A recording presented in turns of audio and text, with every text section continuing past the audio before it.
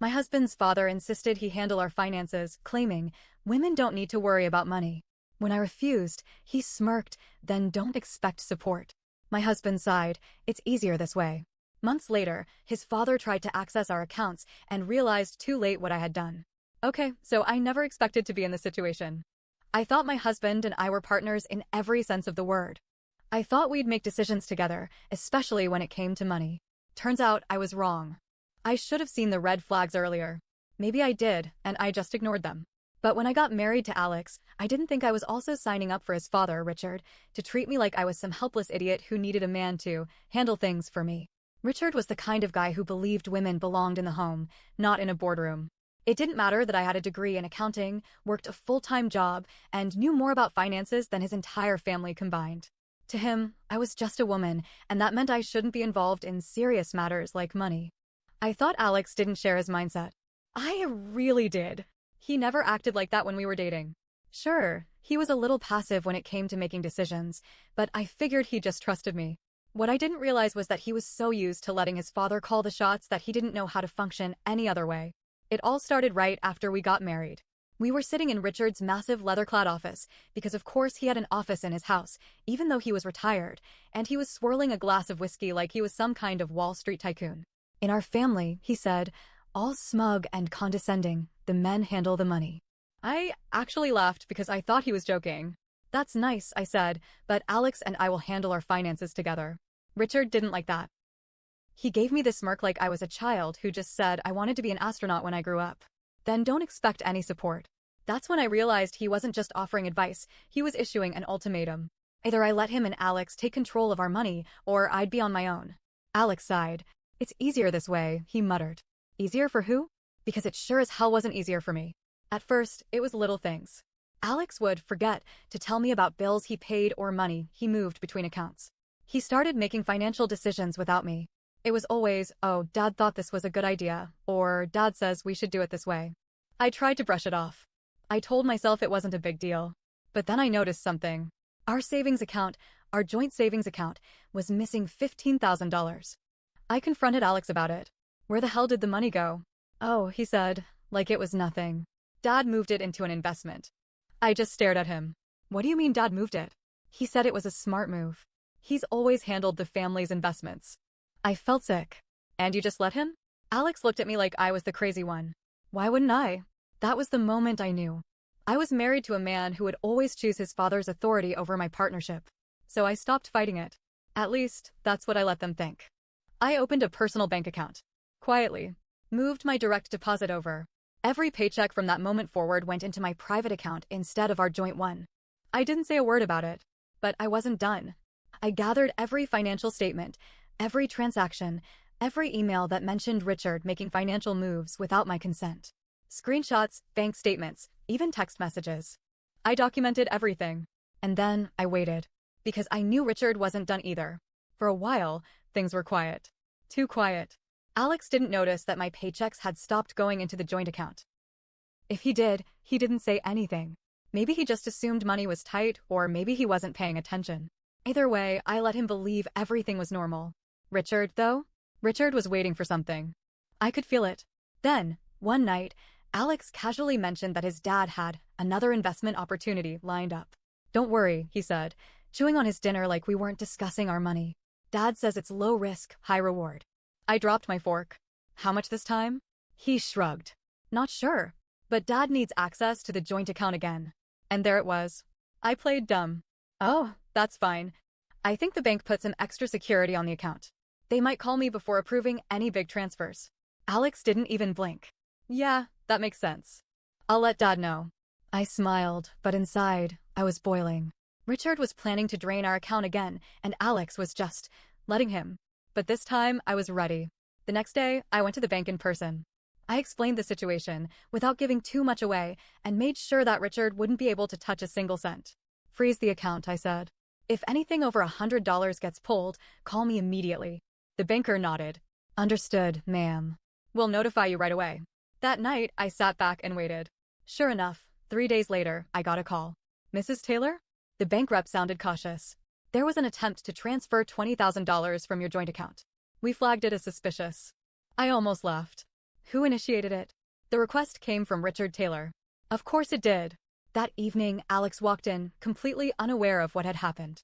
He kissed me on the cheek, sat down on the couch, and turned on the TV like everything was fine. I waited. 5 minutes later, his phone rang. I could hear Richard yelling through the speaker. What the hell happened? The bank won't let me transfer the money. They froze the damn account. Alex frowned. Wait, what?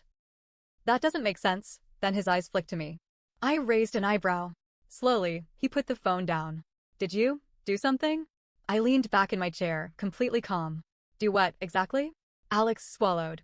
The joint account. Why is it frozen? Probably because someone's been pulling large amounts of money out of it without my consent. Richard was still yelling on the phone. Fix this, Alex. No. Alex ran a hand through his hair. Look, just call the bank and tell them to release it. Dad needs that money for the investment. I let the silence stretch between us. No, Alex blinked. What? I folded my arms. No.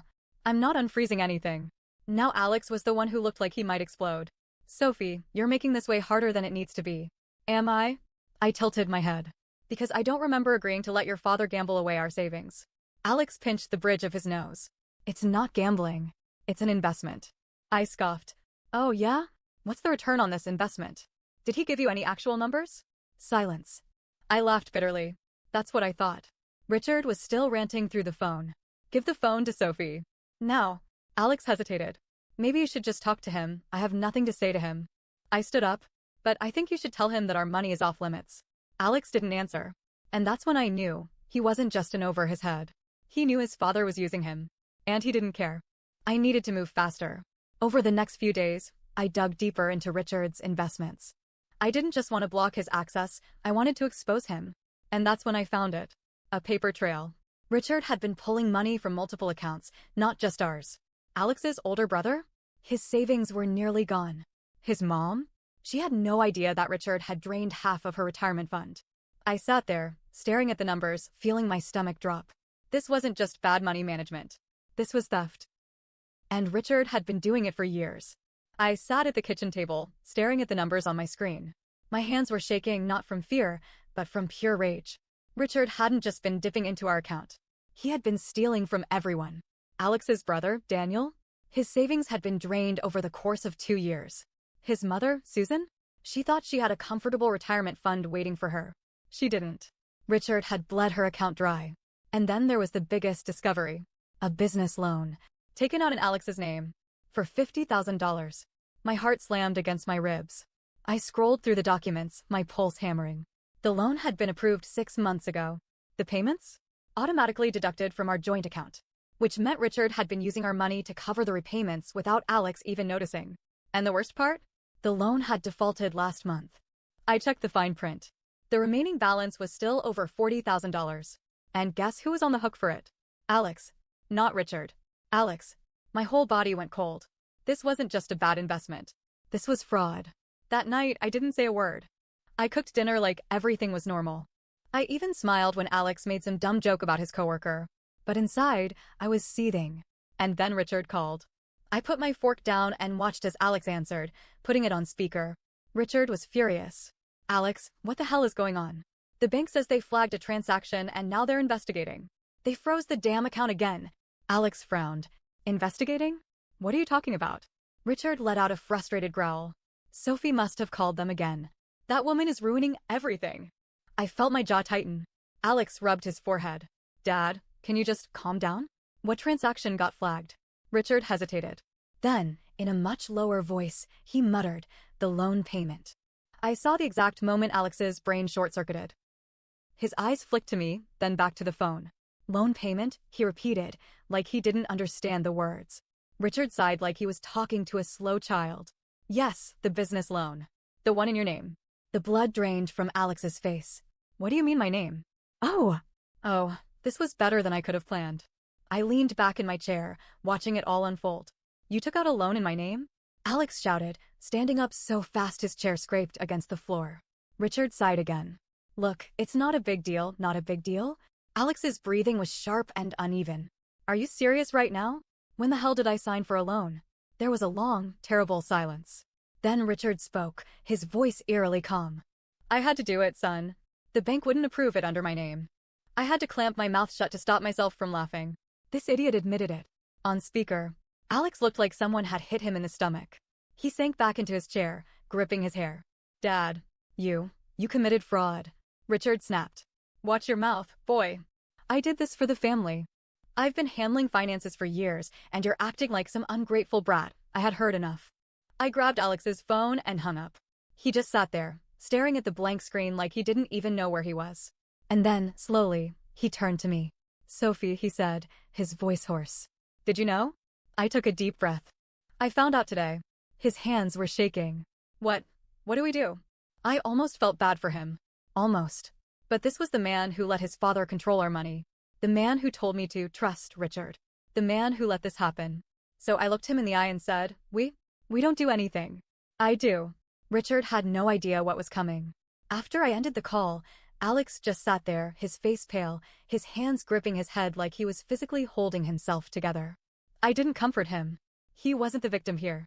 We weren't the victims. I wasn't just going to let Richard get away with this. I was going to ruin him. And I knew exactly how. The next day, I made a few phone calls. First, I called the bank. I forwarded every document I had, every sketchy transaction, every email that mentioned unauthorized transfers.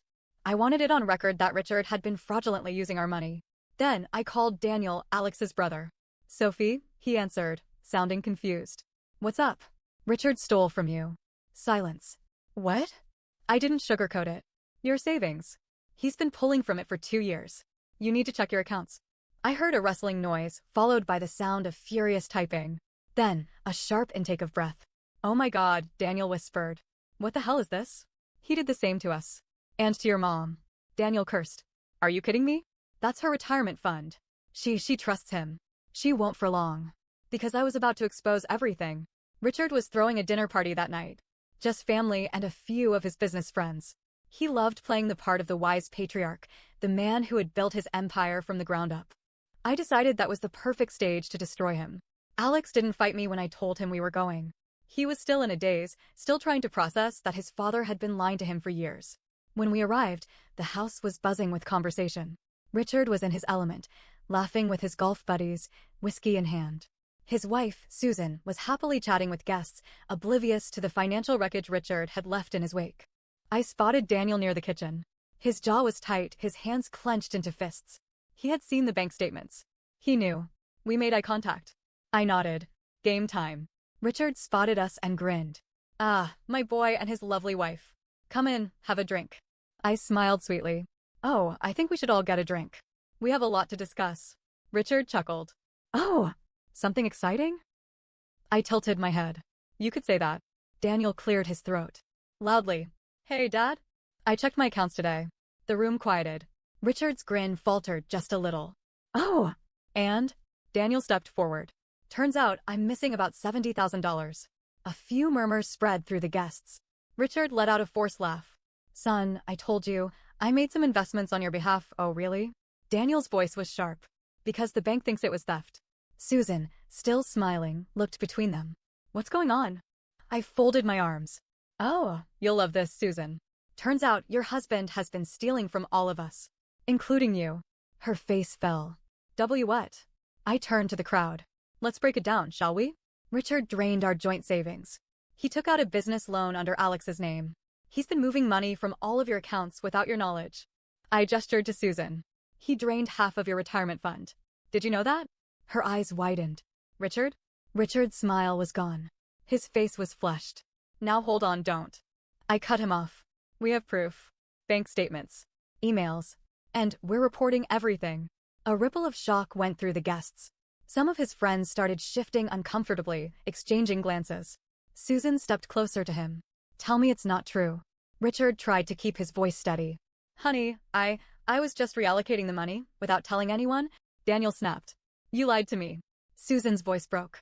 You said our money was safe. I trusted you. Richard's face was pure panic now. You don't understand. It's just a temporary setback. I stepped forward, my voice deadly calm.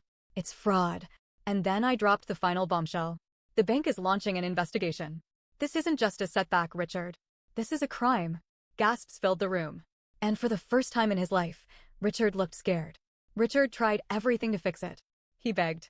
he shouted. He even tried to blame Alex. You let her do this to me, he snapped at him later, after the guests had awkwardly left. You let your own wife, tear this family apart. Alex just looked at him, hollow-eyed. You tore it apart. Susan packed a bag that night. She wasn't ready to talk, but she left. Daniel cut off contact completely. As for Alex, he broke down. He kept apologizing, kept saying he didn't know, that he should have listened to me, that he didn't realize how deep it went. I believed him. But I also knew I could never trust him again. So I did what I should have done months ago. I filed for divorce. The bank moved fast. They froze Richard's assets. The fraud investigation escalated quickly. And the business loan? Since it was in Alex's name, Richard assumed we would be the ones stuck with it. Too bad for him. I had already spoken to the bank's fraud department. They found forged signatures on the paperwork. And guess what that meant? Full liability on Richard. He lost everything. His money, his house, his family. And then came the cherry on top. Richard was arrested for financial fraud. And when the cuffs clicked around his wrists, when they dragged him out of his precious home, I looked him straight in the eye and said, I told you I'd handle my own money.